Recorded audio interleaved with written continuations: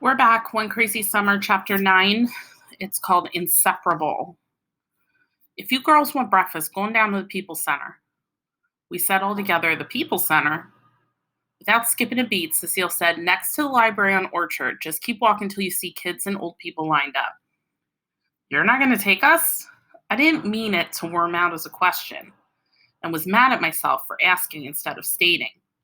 You don't need me to walk down the street. The park is on the other side. Y'all can run around after breakfast or stay for the program at the center. It don't make me no difference. Cecile pointed a fountain pen at me. 2 more pens were stuck in her hair. You the oldest, you can read street signs. Vanetta, indignant, said, I can read street signs too. Me too. Instead of saying, I didn't ask for all that like I expected, Cecile smacked her palm against her thigh and said, then that settles it.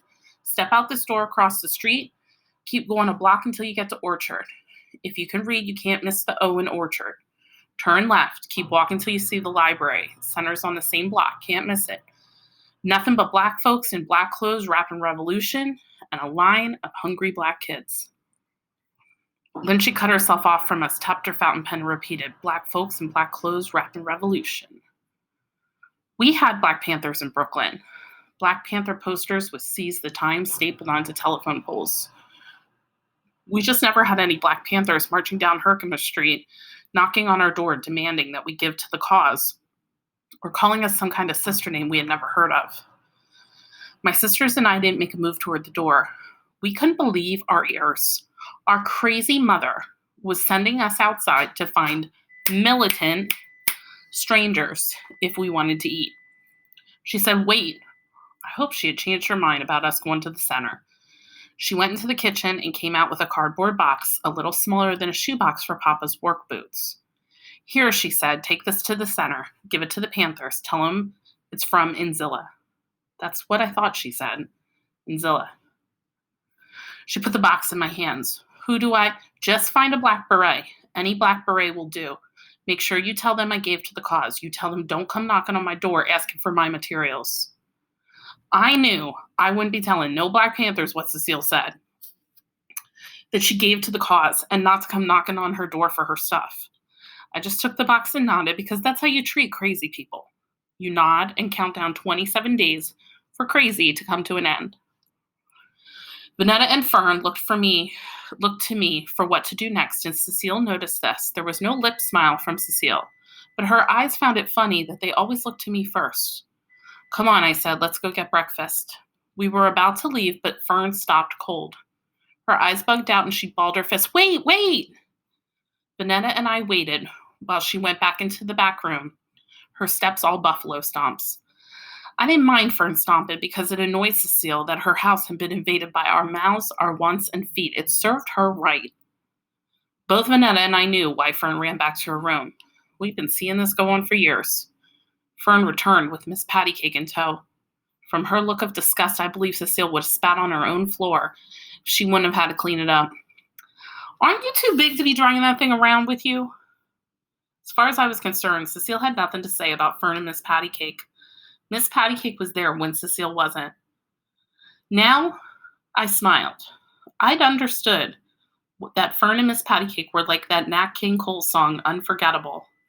When I first heard his satiny, smooth voice, like a song of love that clings to me, I knew Miss Pattycake was like that song of love to Fern. Cecile thought Fern would buckle under a 7-year-old's shame. When Fern didn't answer, she asked again, aren't you too big for all that? Fern shook 4 braids and braids and said no, taking in delight in answering no for no's sake. No, because Cecile didn't have a hug and a kiss that Fern expected.